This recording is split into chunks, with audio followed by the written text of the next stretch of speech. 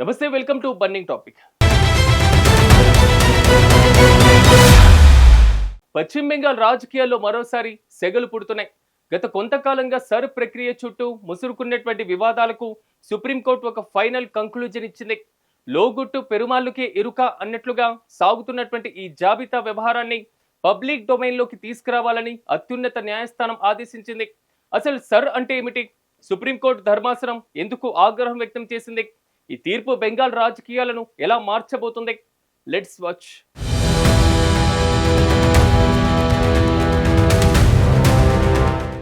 పశ్చిమ బెంగాల్లో ఎన్నికల సంస్కరణలు లేదా ఓటర్ల జాబితా సవరణ జరిగిన ప్రతిసారి వివాదాలు కామన్ అయిపోయాయి. అయితే ఈసారి స్పెషల్ ఇన్ఫర్మేషన్ రికార్డు ప్రక్రియలో భారీ ఎత్తున అక్రమాలు జరిగాయని, అర్హులను తొలగించి అనర్హులను చేరుస్తారని పిటిషన్లు దాఖలయ్యాయి. కంచే చేను మేసినట్లు ఎన్నికల యంత్రాంగం నిష్పక్షపాతంగా వ్యవహరించడం లేదని ప్రతిపక్షాలు ఆరోపించాయి. ఈ నేపథ్యంలోనే జస్టిస్ సూర్యకాంత్ నేతృత్వంలోని త్రిసభ్య ధర్మాసనం రంగంలోకి దిగింది.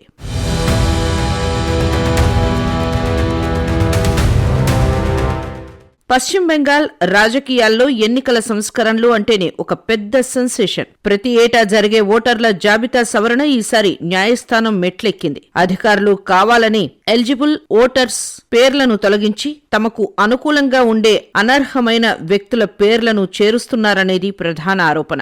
ఇది కేవలం సాంకేతిక లోపం కాదు, ఒక పక్కా ప్లాన్ ప్రకారం జరుగుతున్న మాస్ మ్యానిపులేషన్ అని పిటిషనర్లు తెలిపారు.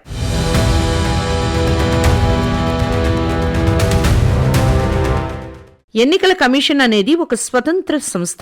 కానీ బెంగాల్లో గ్రౌండ్ లెవెల్ ఆఫీసర్లు అధికార పార్టీకి అనుకూలంగా పనిచేస్తున్నారని ప్రతిపక్షాలు గగ్గోలు పెడుతున్నాయి. వేలిముద్రలు లేని ఓటర్లు, ఒకే అడ్రస్ తో వందల మంది ఓటర్లు, ఇవన్నీ అక్రమాలకు పరాకాష్ట అని విమర్శలు వస్తున్నాయి.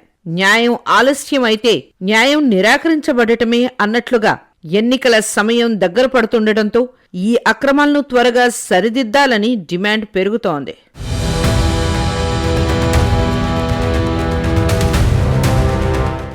ఈ వ్యవహారం తీవ్రతను గమనించిన సుప్రీంకోర్టు జస్టిస్ సూర్యకాంత్ నేతృత్వంలోని త్రిసభ్య ధర్మాసనాన్ని కేటాయించింది. ఓటర్ల జాబితాలో అక్రమాలు జరిగితే అది ఎన్నికల ఫలితాలను తారుమారు చేస్తుందని ధర్మాసనం అభిప్రాయపడింది. నిష్పాక్షికమైన మరియు స్వేచ్ఛాయుతమైన ఎన్నికలు ప్రజాస్వామ్యానికి పునాది. ఈ సూత్రాన్ని అమలు చేయడంలో వైఫల్యాలు ఎందుకు జరుగుతున్నాయని యంత్రాంగాన్ని ప్రశ్నించింది.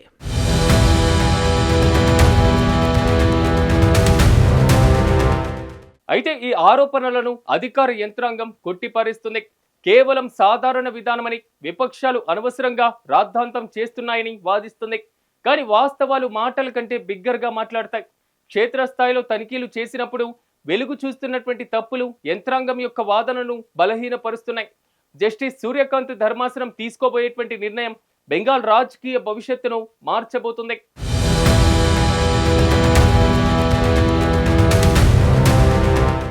కేసు విచారణ సందర్భంగా సుప్రీంకోర్టు విధానపరమైన లోపాలపై తీవ్రంగా స్పందించింది. ప్రజాస్వామ్యంలో ఓటరు జాబితా అనేది అత్యంత పవిత్రమైంది. దాన్ని రహస్యంగా ఉంచటం వల్ల అనుమానాలు పెరుగుతాయి. అందుకే ఓపెన్ సీక్రెట్ లాగా కాకుండా ప్రతి ఒక్కరికి తెలిసేలా నోటీస్ బోర్డులపై వివరాలు ఉంచాలని ఆదేశించింది. ముఖ్యంగా ఎవరికైతే నోటీసులు ఇచ్చారో వారి పేర్లు బహిరంగం కావాలి. దీనివల్ల ఏకపక్ష నిర్ణయాలు తీసుకునే అవకాశం ఉండదని కోర్టు భావించింది.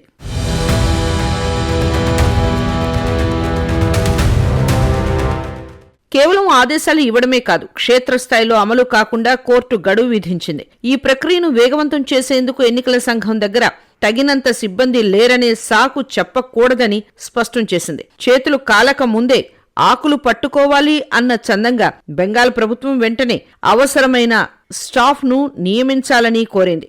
ఇది మమతా బెనర్జీ ప్రభుత్వానికి ఒక రకమైన అడ్మినిస్ట్రేటివ్ వార్నింగ్ గా కనిపిస్తోంది.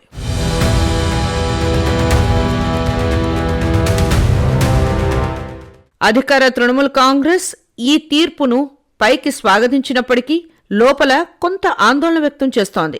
అతి జాగ్రత్త, అనర్థదాయకం అన్నట్లుగా కేవలం నోటీసు బోర్డులపై పేర్లు పెట్టడమే కాకుండా ఈ మొత్తం ప్రక్రియలో అసలు కుట్ర ఎక్కడ జరిగిందో వెలికి తీయాలని టీఎంసీ డిమాండ్ చేస్తోంది. కోర్టు ఇంకా లోతుగా జోక్యం చేసుకుంటేనే నిజాలు బయటకు వస్తాయని ఆ పార్టీ ప్రతినిధులు వ్యాఖ్యానించడం చర్చనీయాంశంగా మారింది.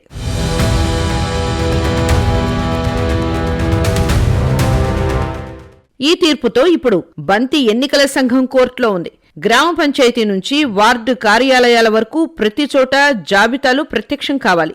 ఇది కేవలం పేర్ల ప్రదర్శన మాత్రమే కాదు, ఓటరు యొక్క హక్కును కాపాడే ప్రయత్నం. నిజం నిప్పులాంటిది, అది ఎప్పుడైనా బయటకు వస్తుంది అనడానికి ఈ ఎస్ఐఆర్ విచారణే నిదర్శనం. రాబోయే రోజుల్లో ఈ పారదర్శకత బెంగాల్ రాజకీయాల్లో ఎంతటి ప్రభావాన్ని చూపుతుందో.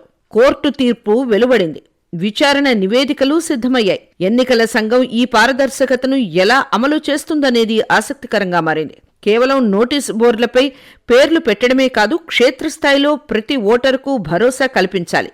మాటలు కాదు, చేతల్లో ఈ పారదర్శకత కనిపించాలి. రాబోయే రోజుల్లో ఈ ప్రక్రియ బెంగాల్ రాజకీయ ముఖచిత్రాన్ని పూర్తిగా మార్చే అవకాశం ఉంది.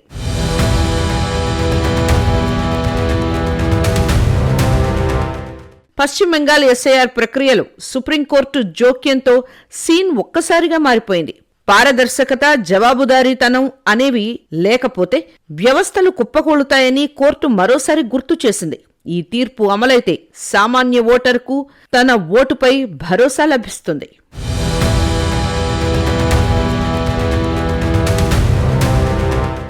బెంగాల్ రాజకీయాల్లో ఇదొక కీలక మలుపు. క్లీన్ లిస్ట్, క్లీన్ ఎలక్షన్ అనేటువంటిది ఇప్పుడు అందరి నినాదం. ఈ సర్ విచారణ ఫలితాలు, కోర్టు ఆదేశాలు అమల్లోకి వస్తే బెంగాల్ పాలిటిక్స్ లో కొత్త శకం ప్రారంభమైనట్లే. మరి ఎన్నికల సంఘం ఈ సవాల్ను ఎలా స్వీకరిస్తుందో వేచి చూడాలి.